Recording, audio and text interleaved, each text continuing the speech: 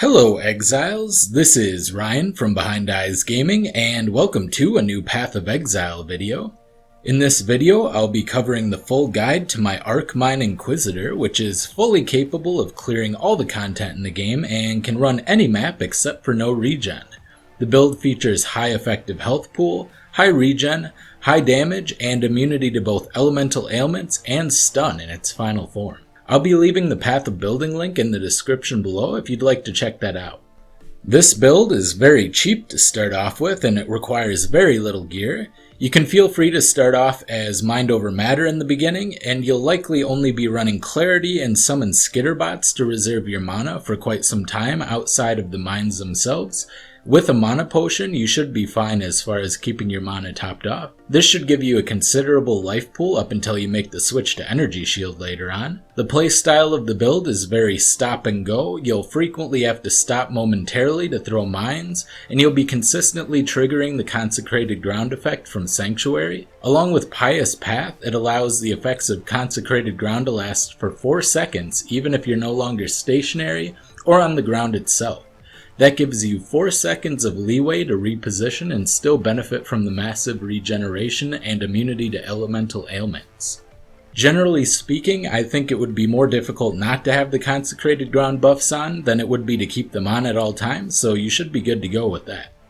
With enough mine throwing speed, you can max out on your mines on the field quickly and continue to add more as they detonate. The huge chain lengths are great for setting up on bosses, as Blast Chain Mine provides more damage multiplier for each previous mine detonated in the sequence. You'll basically be holding down your mine throwing button, pressing the detonate button shortly after, and then continuing to throw mines as the detonations are occurring. That'll add to the chain, as the previously detonated mines are no longer counting towards your mine limit.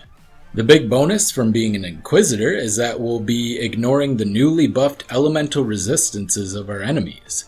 With Inevitable Judgment, we'll be ignoring the enemy resistances if we deal a critical strike.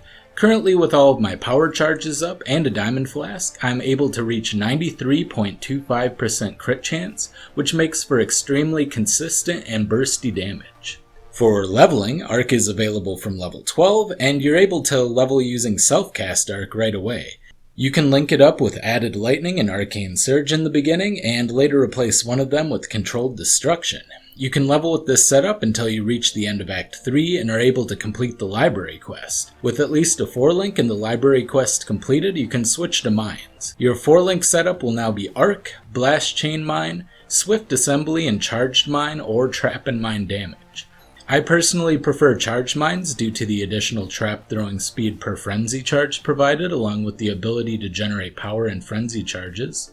This should cover you all the way up until the end of the game, until you pick up a 5 or 6 link where you'll add trap and mine damage, or charged mines if you excluded it instead, and finally inspiration for your 6th link. At any point, Minefield can replace Swift Assembly if you either fits the colors of your 6th link better or if you prefer the feel of it. I personally prefer Swift Assembly as it never locks you down and it feels a lot faster and smoother, but some may prefer Minefield for the consistency and placed mines. Our auras are going to be Summon Skitterbots, Discipline, and Level 8 Clarity. We won't add Discipline until we convert to Energy Shield, of course. For utility, I'm running Assassin's Mark linked with increased AoE and faster casting.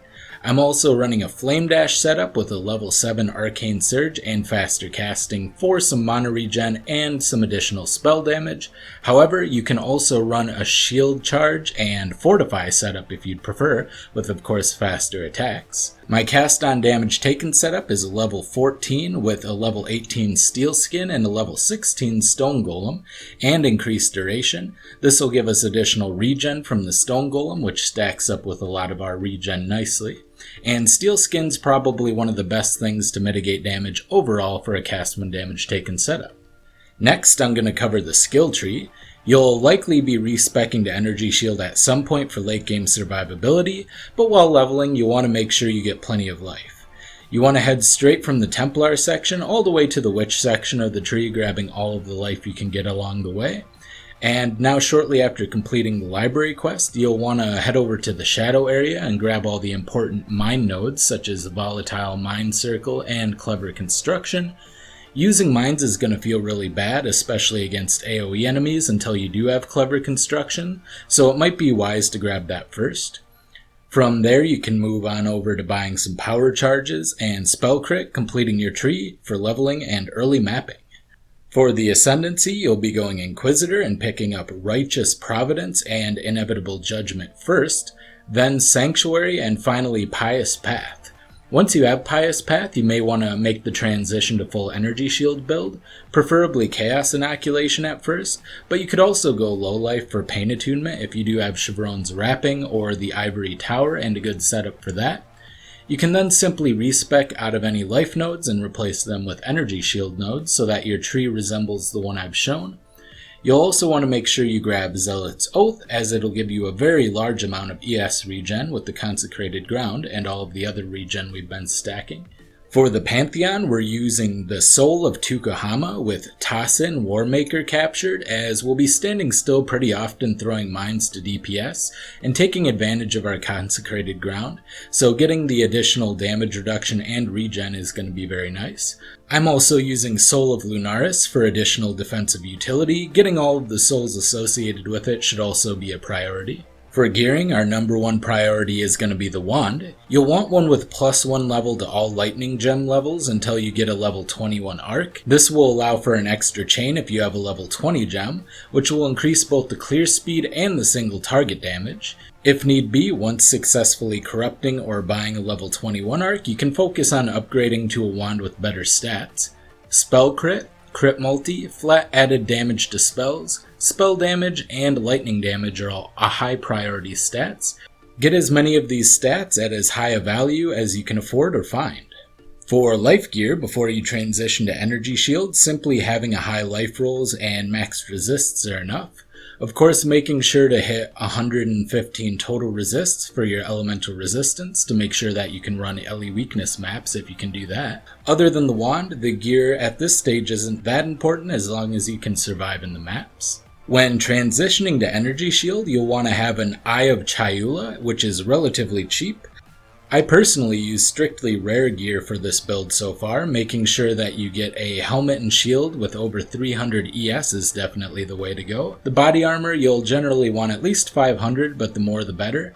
Use the gloves and boots to help with the resists along with your jewelry, while also trying to fit some extra ES on those as well. And of course, the belt of choice is going to be a crystal belt with good resists and more ES if that's possible. Rings, once again, are pretty much just fixing resists, and any bonus stats you get on them are great.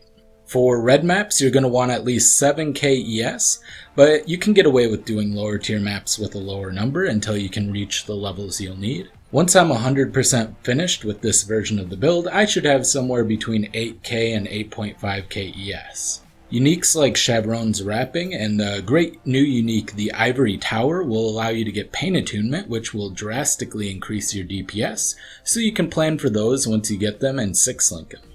This build is already able to contend with all of the content in the game, and I still have some major upgrades to make, such as picking up some more energy shield and a ton of crit multi, along with a possible Watcher's Eye and perhaps switching to Pain Attunement at some point.